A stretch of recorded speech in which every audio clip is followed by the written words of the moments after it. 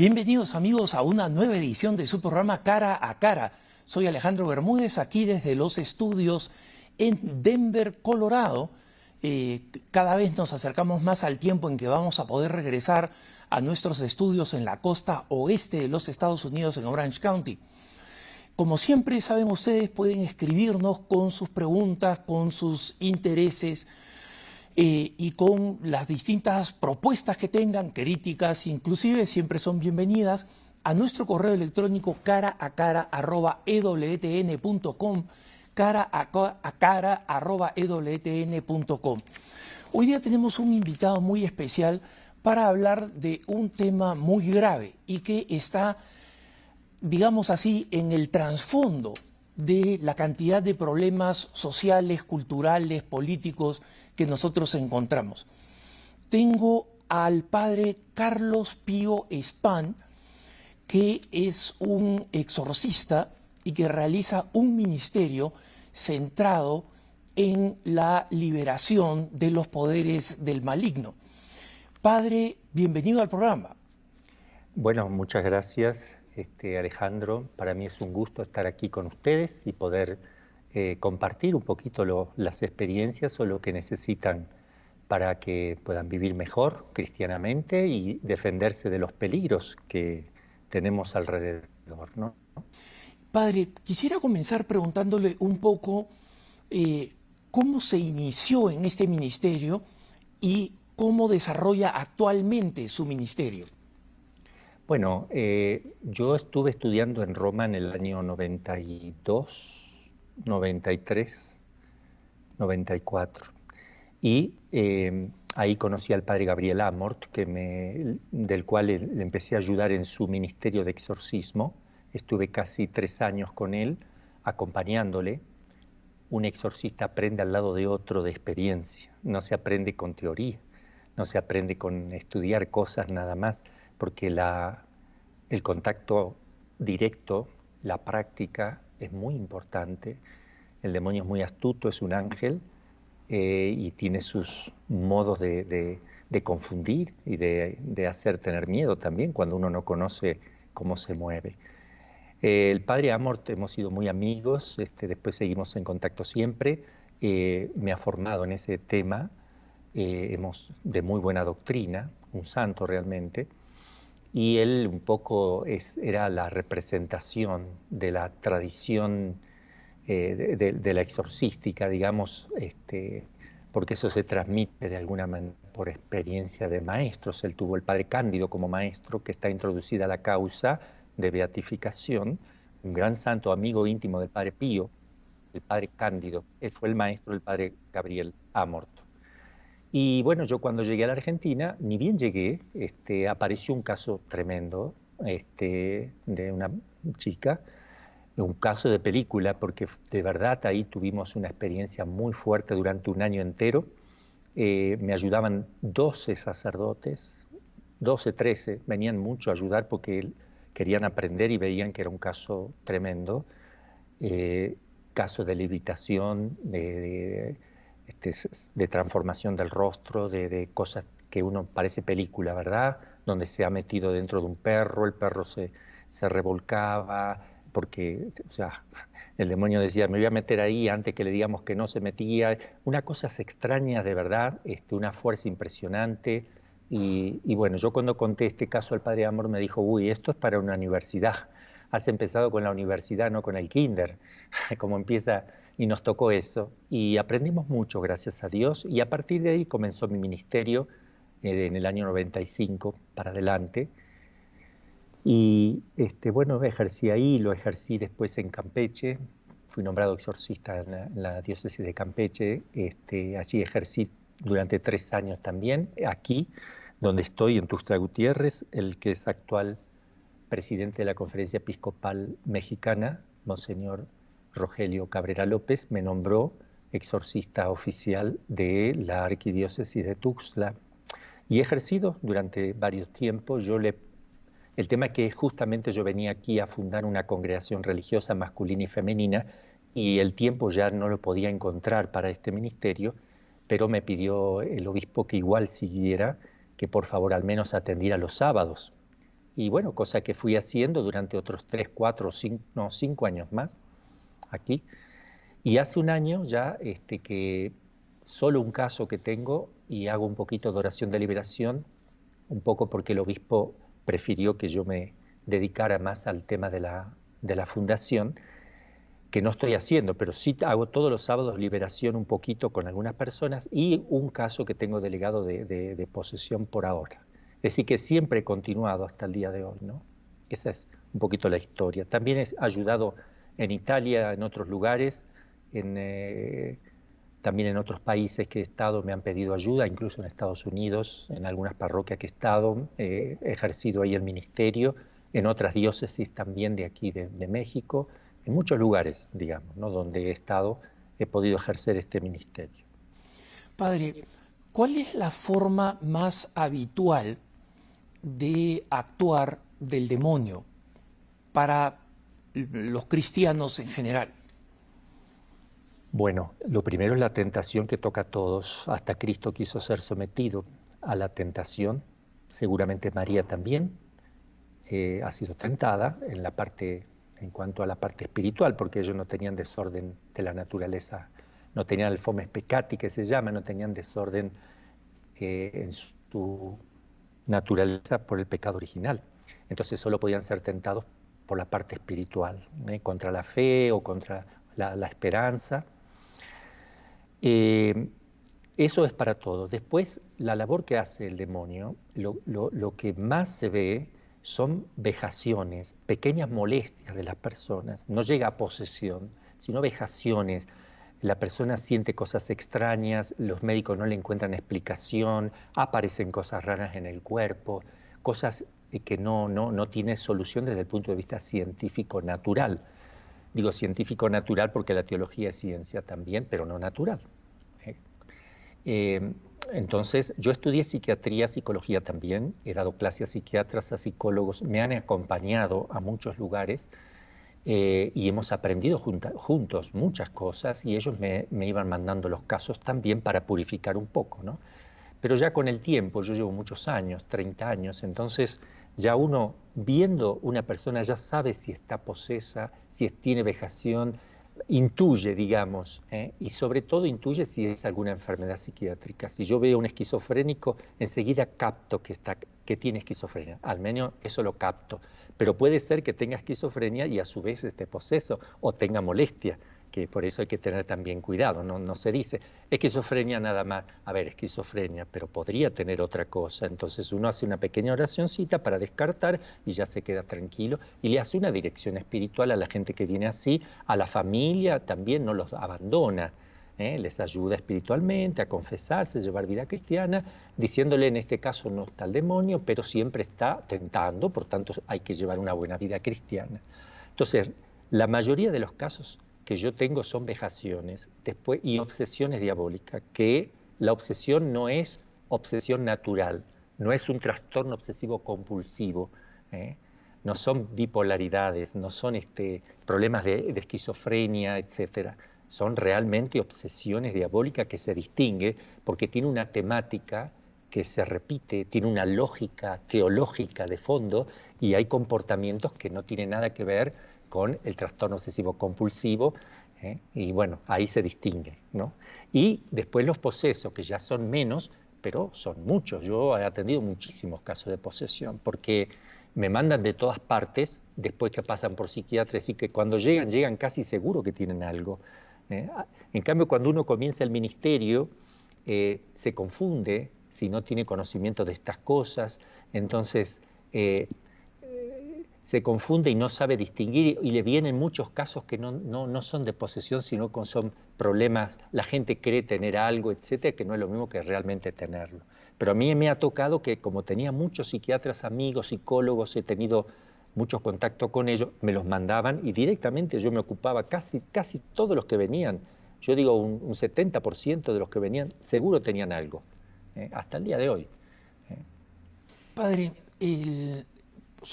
son varios los exorcistas contemporáneos. Hay uno muy conocido acá en Estados Unidos que ha publicado un libro Y la intención no es tanto, digamos, hablar de sus propias experiencias, que ciertamente comparten, como compartió el padre Amorth, sino también tratar de plantar una advertencia, y encuentro un tema común entre ellos, y es decir que muchas de la forma en la que se vive hoy en día, especialmente los jóvenes en nuestro mundo secular, están contribuyendo al incremento de casos en los que el demonio está actuando, ya sea, como usted dice, vejaciones, obsesiones o también posesiones, ¿no? ¿Cuál es su experiencia respecto de esto? ¿Cuál es ese contexto que estaría facilitando al demonio a actuar o haciendo que los seres humanos contribuyan con su libertad a estas acciones del demonio? Lo más grave es estar en pecado mortal. Es decir, y la sociedad en que vivimos se caracteriza por desconocer a Dios, vivir como si Dios no existiera y por tanto no hay una conexión con Dios en el alma. El demonio ve una presa fácil, ya desde el punto de vista de la gracia, que es lo primero, ve una presa fácil. Lo segundo es que los jóvenes, instigados por los medios de comunicación que muestran todo este mundo como fascinante, como atractivo, están muy metida la magia negra, el satanismo, a través de los medios. Y mucha gente de importancia, me refiero al mundo de la política, ¿verdad? Están metidos con estas cosas, ocultos. Yo no puedo decir ciertas cosas con políticos importantes porque son conocidos que me han llamado desesperados por tener problemas serios en su casa o en su despacho, que se le mueven las cosas, etcétera. Y bueno, hablando con ellos, por eso no doy nombre, ¿cuál es el problema? Viven en pecado mortal. Y también existe el maleficio, la hechicería, todo esto existe. Parece de película, pero existe, sale en el ritual de los exorcismos que tenemos los sacerdotes, que la Iglesia nos pone, habla de los maleficios, ¿no es cierto? Y son acciones, son como sacramentales del demonio, así como nosotros tenemos, el demonio es el mono de Dios, el imitador de Dios, lo imita, se burla, y siempre hace las cosas contrarias. Nosotros tenemos los sacramentos y sacramentales de la Iglesia. Los sacramentos son instituidos por Jesús, los sacramentales por la Iglesia. El demonio también tiene sus sacramentos y sacramentales. Entonces, por ejemplo, usa cosas materiales como los sacramentos y usa palabras que son la forma de los sacramentos. La usa él al revés. Entonces se utiliza un sapo, se utiliza algún elemento de transfer, un muñeco, lo que sea, y palabras para que produzca un efecto en la persona que uno quiere hacerle daño.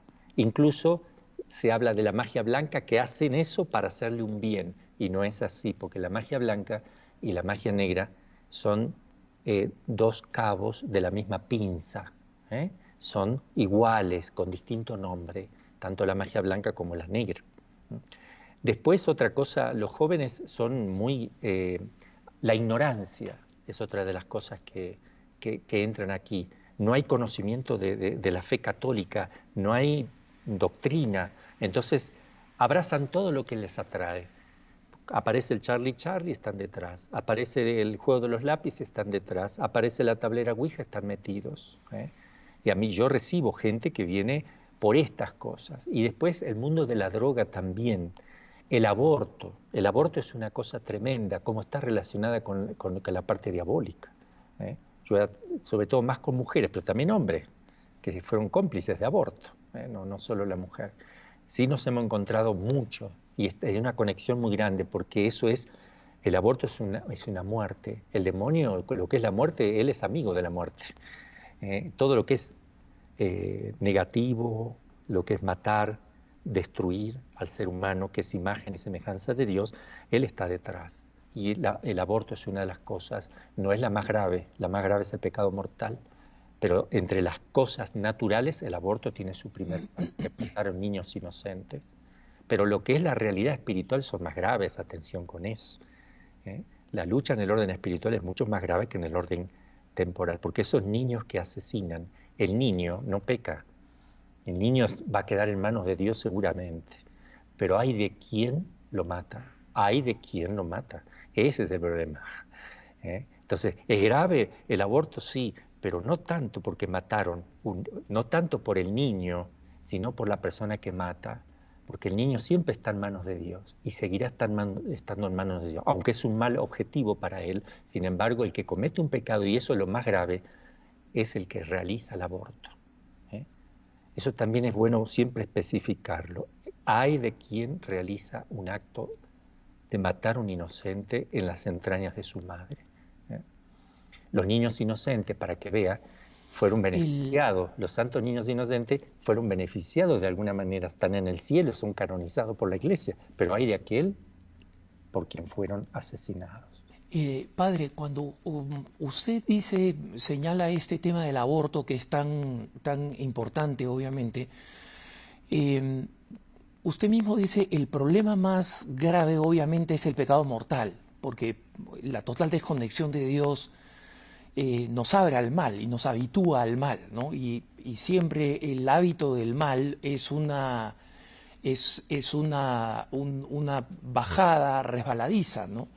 Y en el caso del aborto, sin embargo, padre, que también es pecado mortal, quisiera que usted explicara un poquito más cómo es que se relaciona con la acción diabólica, cómo lo ha visto usted en la práctica, ¿no? Para entender un poco mejor la conexión en la práctica de las personas que están involucradas en el aborto, especialmente la mujer, pero como usted dice también, el hombre que ha presionado, que ha procurado, que ha sido, digamos, que ha contribuido materialmente al mal.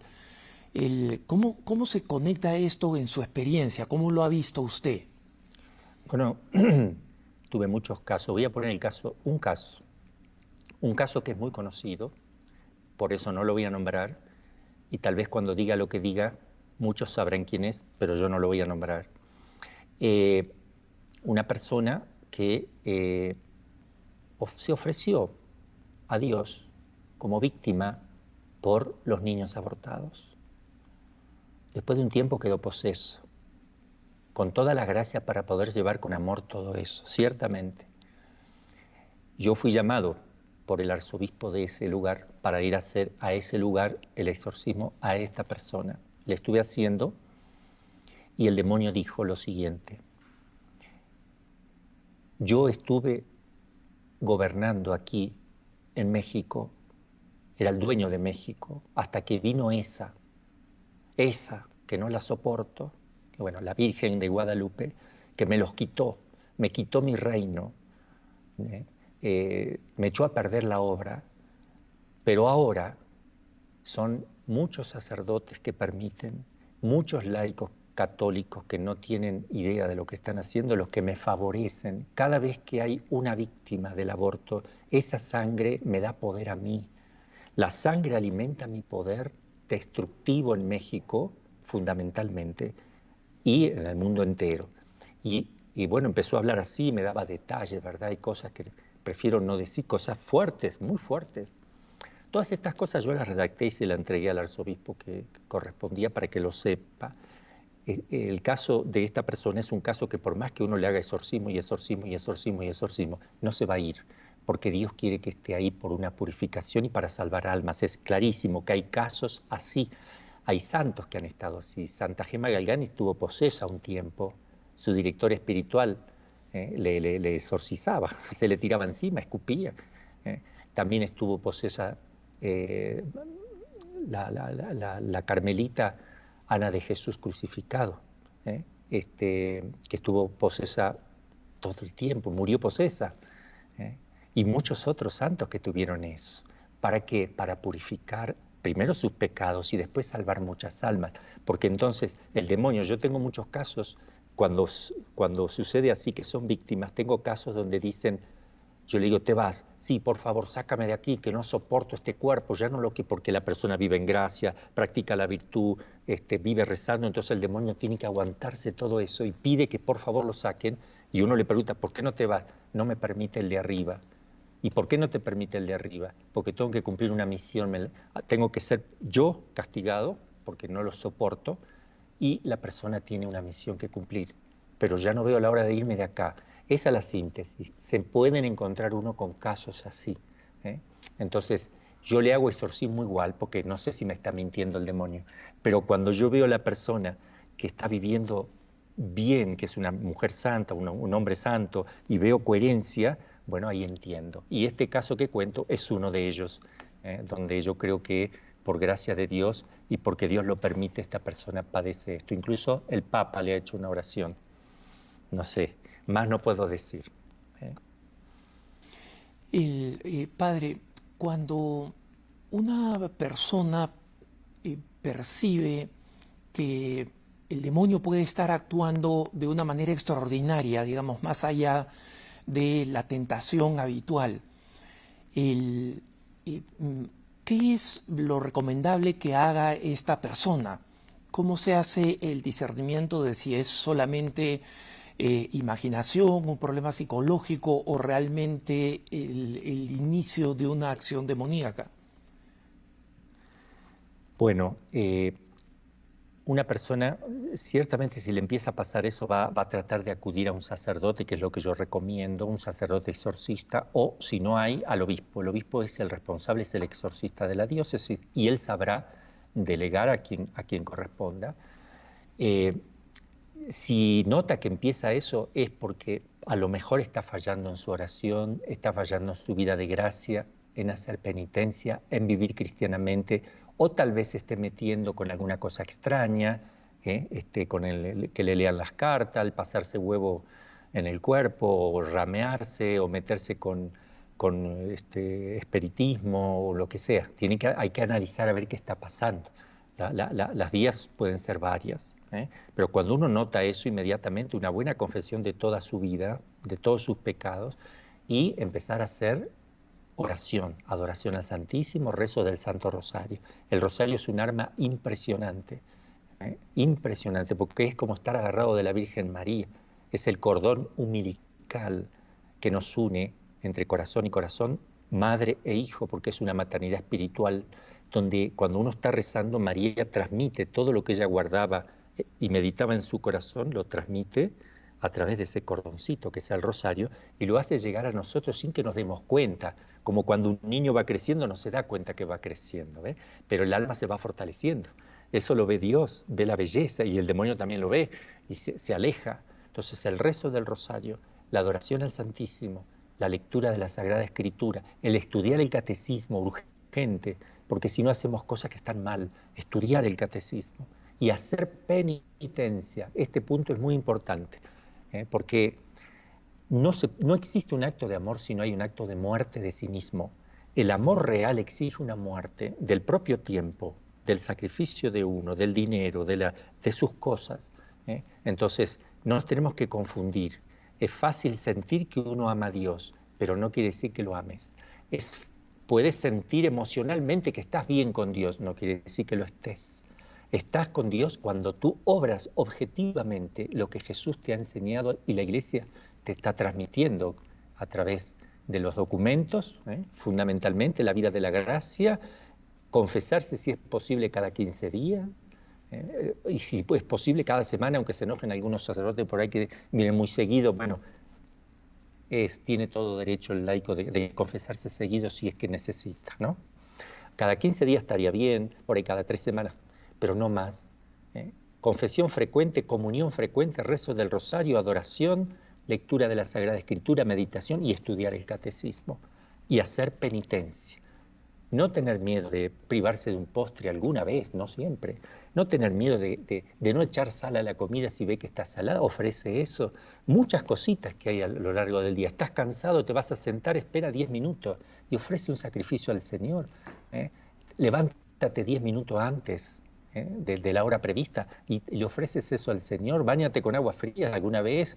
No sé, duerme en el suelo, que no es ningún pecado. Cristo dormía en el suelo. Mucha gente duerme en el suelo porque no tiene dónde dormir. ¿Por qué no puedes asociarte a la miseria y pobreza de los demás junto con Cristo, que Cristo dormía por donde venía con los apóstoles? Estaba acostumbrado a reclinar la cabeza en una piedra. Él decía que no tenía dónde reclinarla, pero probablemente una piedra, un tronco tenía. Pero aprende a entregarte en esto, porque el ser humano, desde el momento que tenemos el pecado original, ¿qué sucede? tendemos al mal, a lo fácil, a lo gustoso. Entonces, la penitencia se hace estrictamente necesaria para fortalecer la voluntad, para reparar, ¿verdad? Y para realizar actos buenos. Me gustaría entrar un poco más en el tema de la importancia de la penitencia, porque existe una tendencia cultural, incluso dentro de la Iglesia, a rechazarla como una cuestión anticuada y masoquista, ¿no? Y me gustaría que abordáramos este tema tan pronto volvamos de la pausa. Estoy con el padre Carlos Pío Espán. No se vayan, que ya volvemos en su programa Cara a Cara.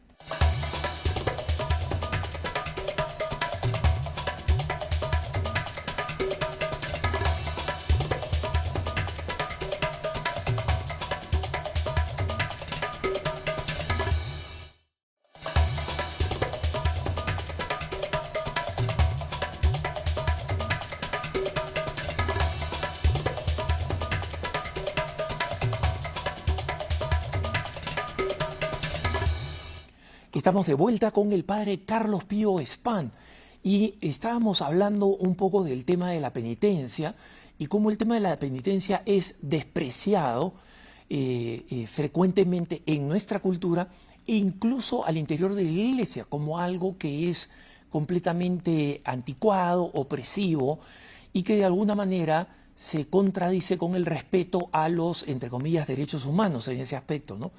Padre, ¿qué nos dice al respecto?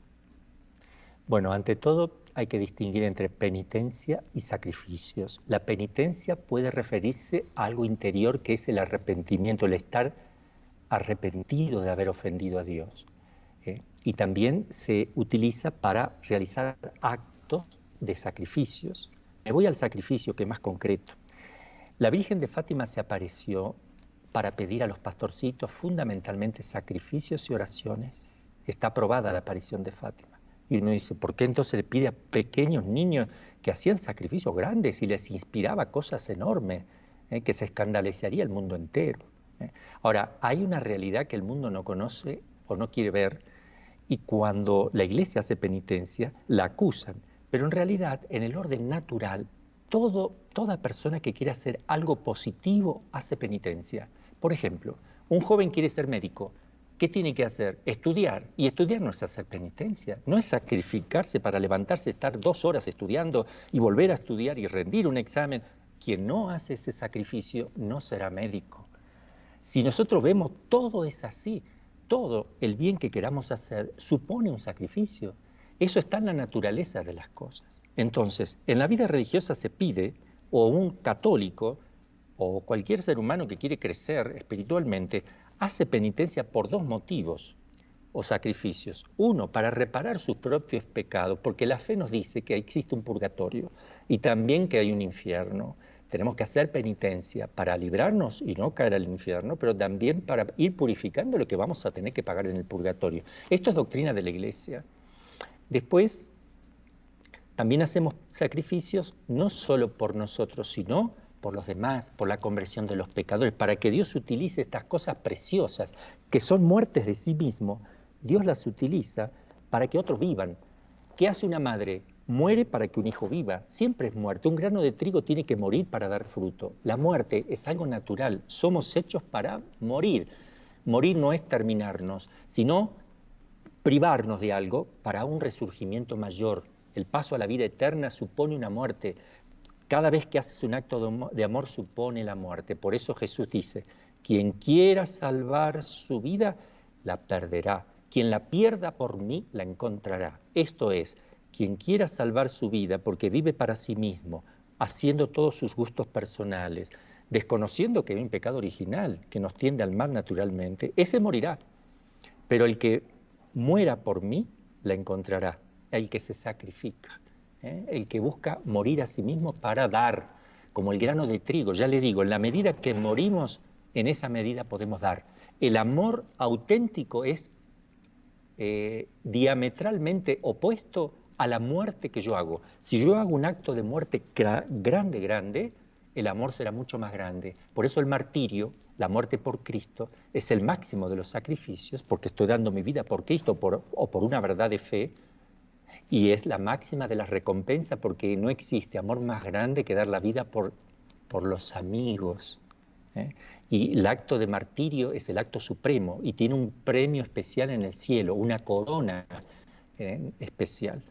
Creo que eso es suficiente para darnos cuenta el error, y a veces nosotros, siendo católicos, nos dejamos llevar por el escándalo farisaico del mundo que nos reprocha, y porque no queremos que nos reprochen, exigimos, por falta de discernimiento, que en algunas congregaciones o algunos laicos los tratan de exagerados, porque el mundo lo presiona.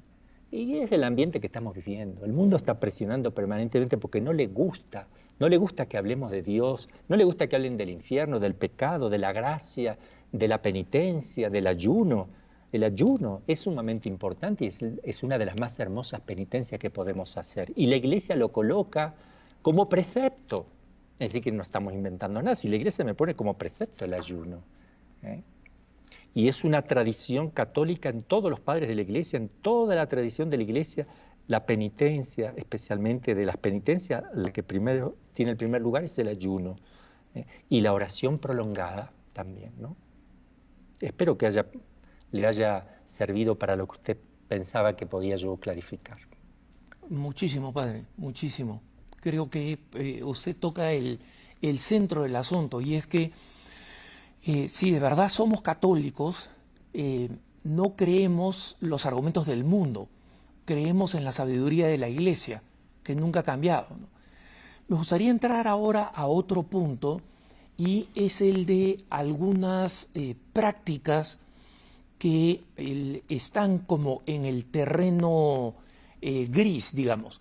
Nosotros sabemos que usar la tabla Ouija o recurrir a cualquier forma de adivinación, recurrir a cualquier forma de, entre comillas, sanación por brujos, magos, etcétera, son una forma de abrirse a la acción del demonio directa, y que no existe la magia blanca, como usted mencionaba, que todo tipo de magia tiene conexión con lo demoníaco. ¿Qué hay, padre, de otras prácticas que están vinculadas a la nueva era, más bien, ¿no? Y que en muchas de ellas, desde el Reiki al Feng Shui, a las formas de las nuevas formas de meditación que prescinden de Dios, y que sin embargo insisten mucho quienes promueven esto, que no están en contra del cristianismo, que no van en contra de la fe cristiana, y muchas de las personas que son, digamos así, gurús, ¿no? o líderes en estas prácticas, y en muchas ocasiones, o en la mayoría de las ocasiones, con las cuales hacen mucho dinero, ¿no? Porque se convierten en una especie de maestros, ¿no? ¿Cuánto estas prácticas están, en su experiencia como exorcista, vinculadas o no a dejarse influir por el demonio? Muchas, influyen mucho los que están metidos en estas cosas. La razón, sintéticamente, es la siguiente. Jesús dijo: sin mí nada podéis hacer. Todas estas cosas vienen, la mayoría, del mundo oriental, donde no tienen los principios cristianos. Ellos tienen una mentalidad que no es correcta, que es: el hombre por sí mismo puede llegar a alcanzar a Dios a través de métodos, de cosas, de sistemas, de meditaciones, etc. Pero es el hombre que sus propios llega a Dios. Nada podéis hacer. El hombre no puede llegar a Dios. Cristo nos revela la gracia, la necesidad de vivir en gracia. El reino de los cielos está dentro de ustedes, tiene que ir creciendo. Es Dios que a través de la gracia te atrae. Si mi Padre no los atrae, no podemos ir hacia Él. Cuando yo sea levantado en alto, atraeré a todos hacia mí, dijo Jesús. Es la atracción de Dios. Nosotros no podemos levantarnos al orden sobrenatural. Hay una distancia infinita. Ese es el error de base de todas estas cosas.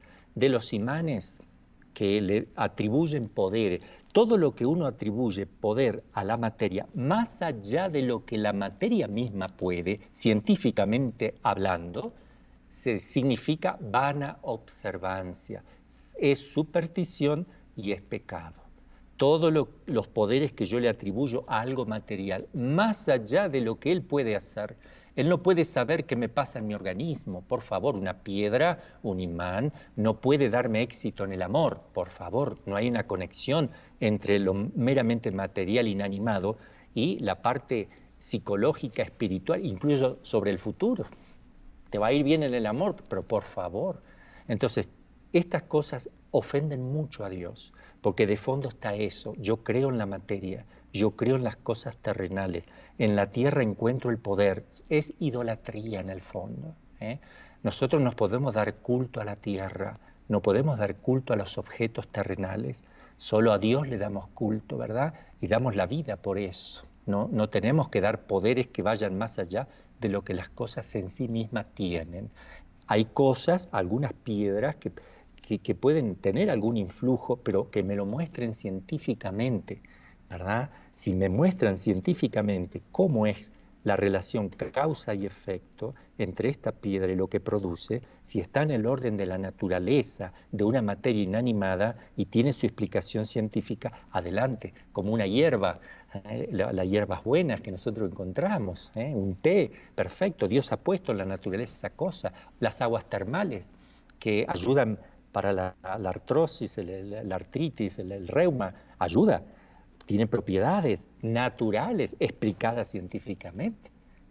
Que me expliquen lo del imán, lo del péndulo, no tiene explicación. Van más allá, siempre hay invocaciones. Siempre dicen, no invocamos, solo lo que hacemos es que tú te aplique el imán, por ejemplo, tienes que aceptar. Si tú no lo aceptas, el imán no produce efecto. Una nueva, el imán va a tener relación con mi libertad. Si es una piedra, ¿qué sabe el imán si yo lo hago voluntariamente o no voluntariamente? Entonces se le está dando poderes más allá de lo que tendrían que tener.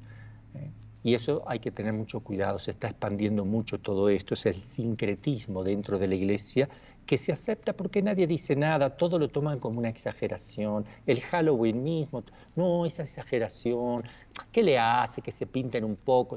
¿Sí? Se pintan de negro, se pintan de cosas oscuras, de cosas diabólicas, de cosas contrarias a Dios. Adán y Eva se escondieron de Dios, se taparon con hojas de higuera, no quería que Dios los mirara, que los viera. Esto es una deformación. Tendríamos mucho que hablar sobre este tema, obviamente. Yo le estoy salpicando un poquito distintas cosas porque no tenemos tiempo. Pero lo importante aquí es que sí esas cosas producen mucho daño espiritual y el demonio aprovecha para meterse. He atendido muchos casos de esto, muchísimos. Muchas gracias, padre, por esta aclaración, porque son muchas personas católicas que creen que efectivamente hay algunas de las prácticas modernas o contemporáneas que están vinculadas con la nueva era, con el New Age, que de alguna manera pueden ser incorporadas, cristianizadas, entre comillas, y bautizadas, ¿no? También entre comillas. Y todo esto con la idea de que lo que necesitamos para ser felices, para resolver problemas personales, problemas familiares, etcétera, al final no los encontramos en la iglesia, la devoción no es suficiente y en consecuencia necesitamos una ayuda adicional, entre comillas, ¿no? Sí, eso es así como dice usted, efectivamente. No se habla de cosas trascendentales, no se hablan de cosas del cielo, por eso no hay esperanza.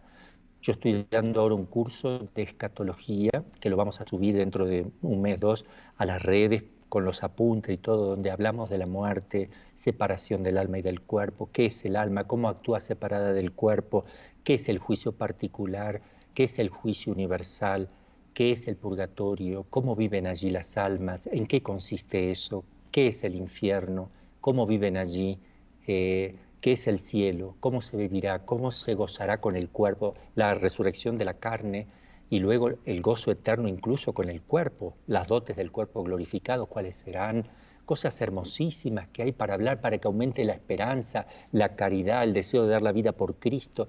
Hablamos de todos temas puramente sociales, intramundanos, entonces la gente se cae, se deprime, se mata, se quita la vida, porque las cosas de la tierra no son suficientes para el hombre. Así viven los paganos. Nosotros, si no tenemos a Dios, no podemos vivir en paz, ni alegres. Si no vivimos de Dios, no sabemos vivir en el mundo solamente. Y lo que nos da fuerza, lo que nos da la esperanza, la fe.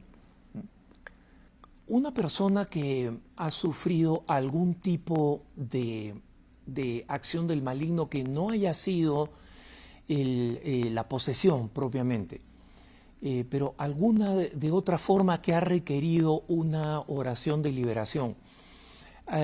Además del acto, digamos, de liberación, ¿qué cosas recomienda usted a estas personas que hagan en el futuro en sus vidas para prevenir que las cosas vuelvan a ocurrir o que pase algo peor? Bueno, puede haber, son dos cosas que creo que me está preguntando. Una, sí, puede haber una acción diabólica externa a la persona, como lo que se llama la infestación diabólica, que afecta a un lugar. Se mueve una silla sola, se prende el televisor solo, se abren los grifos solos, aparecen sombras, etcétera. Bueno, y no necesariamente quiere decir que uno tenga algo, sino que el lugar puede estar infectado. También puede suceder que el demonio moleste externamente, lo que se llaman las agresiones externas, como tuvo el Padre Pío, que el demonio le pegaba, por ejemplo, no tuvo poseso, pero le pegaba, lo molestaba por afuera. También puede estar eso de alguna manera. Y la otra es la persona que ha padecido esto en el futuro, ¿qué hacer? Oración, penitencia. Oración, penitencia. Las dos cosas, no una sola. Las dos, oración, penitencia, es decir, sacrificios ofrecidos a Dios. Primero ofrecer a Dios todo lo que Dios manda con mucho amor y luego todo lo que podamos ofrecerle. Después, yo decía, la adoración al Santísimo, el rezo del Rosario, el estudio del catecismo, y la práctica de las virtudes también, que está muy olvidado hoy día. Practicar virtudes, la paciencia, el amor, la generosidad, la humildad, la justicia, la perseverancia, práctica de virtudes, actos concretos, 5, 10 actos de generosidad. Me voy a proponer mañana, me voy a levantar, hago el examen de conciencia y digo, mañana voy a hacer al menos 5 actos de caridad. Y los tengo presentes, pero tengo que hacer actos concretos, porque en eso seremos juzgados. Y el amor es eso, son actos concretos, no es algo abstracto, sino concreto, fuera o dentro, porque también dentro puede haber actos concretos de amor. Cuando uno hace actos de entrega generosa a Dios y se pone en oración, se olvida de sí mismo, de sus cosas y está en contacto con Dios, se queda ahí pensando que Dios le mira, amándole 1 hora, 2 horas, son actos interiores de oración perfecta, pero son actos concretos que suponen muerte. Tuviste que dedicarle 2 horas, supone muerte. Todo lo bueno supone morir algo y eso no lo podemos sacar de la naturaleza. Y esta gente que nos acusa de eso, seguramente tienen estudios, porque tienen muchos estudios. Habría que preguntarle si no han tenido que hacer sacrificio en la vida, que se los impone la naturaleza misma. ¿Por qué no hacer un poquito más por una causa más noble, más grande, como es reparar los corazones de Jesús y María o salvar las almas, ¿no? Un cristiano piensa así.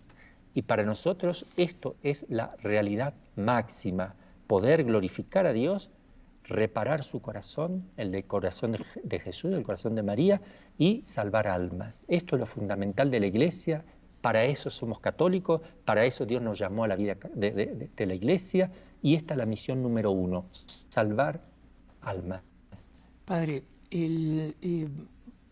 muchas veces existe entre los católicos algunos grupos de oración bien intencionados, que sin embargo beben un poco de la experiencia protestante, ¿no? Los protestantes creen que cualquier persona puede directamente participar en el exorcismo y que de alguna manera tienen una potestad directa recibida por el Espíritu Santo, que no es específicamente la que nosotros entendemos como parte del sacramento del orden sacerdotal, en la que el obispo específicamente delega esta potestad de ser exorcista, él, ¿no?, en el sacerdocio del primer grado, para transmitírsela o delegarla a uno o varios sacerdotes.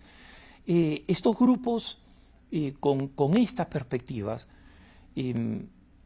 ayudan, contribuyen, obstaculizan, ¿cómo entran, digamos así, en el ecosistema, por decir de alguna manera, de la acción de exorcismo?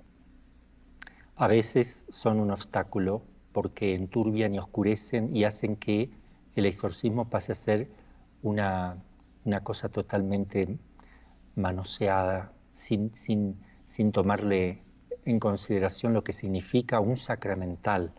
A ver, por el hecho de ser bautizado yo tengo un poder sobre el demonio. Tengo, porque estoy bautizado, soy hijo de Dios, participo de su naturaleza divina. Esto es maravilloso. Pero la Iglesia se reserva el ataque directo a Satanás con preceptos. Hay normas que dicen que nadie puede hacer un exorcismo sin una autorización expresa del obispo, ni yo haría jamás, porque el demonio se tira contra uno y uno hace destrozos y puede hacer daño a la persona también. Tiene que tener un permiso expreso. Ese permiso, el obispo por ser obispo es exorcista, ya por ser obispo. Él puede delegar y suele delegar a sacerdotes. ¿Podría delegar a un laico preparado? Podría, tiene la autoridad de hacerlo, pero sería imprudente. Pero podría, si él ve que es prudente, ahí va el juicio del obispo. Sí podría nombrar a alguien. Pero otra cosa son las oraciones de liberación. La oración de liberación no es un exorcismo, sino que se reza para que la persona se ponga mejor. Y hay mucha gente que hace mucho bien con esto, si lo saben hacer, con un sacerdote que sepa ordenarles, que los sepa guiar. ¿Qué hacen? Personas atacadas van y rezan el rosario, ¿verdad? Rezan las letanías, rezan la palabra de Dios, rezan Padre. No le imponen manos, no hablan con el demonio, no hacen exorcismo, no obligan al demonio a irse, no hacen todo eso, solo se ponen a rezar para acompañar a estos casos, haciendo oración. El Padre Nuestro es una oración de liberación, líbranos del malo, y ya es una oración de liberación. Si uno dice, Señor, te pido que libres a esta persona del demonio, es una oración de liberación la que acabo de hacer. Entonces, si yo rezo el rosario, el Santo Rosario, para que se libere, el rosario está siendo de oración de liberación, porque yo estoy pidiendo que se libere del demonio. Eso sale también en el ritual de exorcismo, vienen partes de oración de liberación para hacer en la casa, para que uno haga, los papás de alguien o los hermanos hagan en su casa. Hay letanía y oraciones ahí en el ritual que solamente lo tienen los obispos, eso no se consigue en las librerías, y ahí figura oraciones de liberación para hacer cuando en una casa se descompone permanentemente una persona porque no puede ir el sacerdote. Es más, el sacerdote no tiene que ir cada vez que se descompone, porque el demonio empieza a descomponerse más para cansar al sacerdote y volverlo loco. Entonces, el sacerdote dice, no, yo lo atiendo acá una vez a la semana, el resto le enseño cómo tienen que hacer ustedes. Cuando se descompone, lo sostienen de esta manera, se ponen a rezar esto, yo les doy acá letanías, invocaciones a San Miguel, etc. Son todas oraciones de liberación. Pero ponerse a expulsar demonios sin la autorización del obispo, ponerse a sobrepasar esto que estoy diciendo, es crear confusión y crear problemas en la Iglesia, porque van a terminar por quitar los exorcismos, confundiendo todo. Lo que es un sacramental de lo que está haciendo esta gente sin el sacramental, queriendo sacar el demonio por cuenta propia. Eso sí hay que tener cuidado.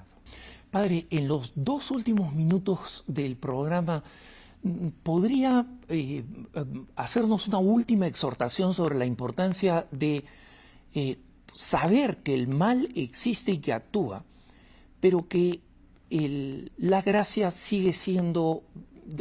de Dios sigue siendo más poderosa? Sí, lo que yo les recomiendo sobre todo es, para prevenir todo esto, conságrense al corazón inmaculado de María, porque la Santísima Virgen venció a Satanás, es la vencedora, le pisó la cabeza cuando nació inmaculada. Fue una derrota personal de ella con el demonio, pero ella cuando dice, al final mi inmaculado corazón triunfará, es un triunfo sobre Satanás, pero no personal de ella contra Satanás, porque ya lo tuvo, sino a través del corazón de cada persona que se ha consagrado a ella. Ella quiere tomar el corazón de los hombres para hacer una derrota, ella, madre, junto con todos sus hijos, vencerlo. ¿Y qué es vencerlo? Vencer el pecado, quitar al demonio de la sociedad, vivir cristianamente. Ese triunfo lo estamos esperando. Nosotros creemos que el triunfo va a ser la apertura del corazón de los hombres a la misericordia de Dios. Ese es el triunfo, la conversión de las personas. No hay otro. Por eso nosotros como familia religiosa unimos el corazón inmaculado a la divina misericordia, ¿no? Y la forma entonces de destruir, de atacar, aniquilar las fuerzas del mal es acudiendo al corazón inmaculado de María en estos momentos. Porque dijo ella, mi hijo quiere establecer en el mundo, mi hijo es voluntad de mi hijo, la devoción a mi inmaculado corazón. Quien la abrace, le prometo la salvación y serán puestos como flores puestas por manos mías para adornar el trono de Dios. O sea, tan en consideración tiene Dios lo que va a ser su madre. Por eso es importante, conocer un poquito todo este tema del corazón inmaculado, consagrarse y tener ese refugio con ella. Y conocer un poquito lo de Fátima, que está muy relacionado. Fátima, la doctrina, la historia de Fátima y sobre todo hacer lo que se pide en Fátima. Repito, la consagración al Inmaculado Corazón, penitencia, oración y rezo continuo del Santo Rosario, ¿no? Muchas gracias, Alejandro. Quiero dar la bendición para todos los que estuvieron escuchando. Si me lo permite, doy la bendición final. Que el Señor esté con ustedes. La bendición de Dios Todopoderoso, Padre, Hijo y Espíritu Santo, descienda sobre ustedes y permanezca para siempre. Amén.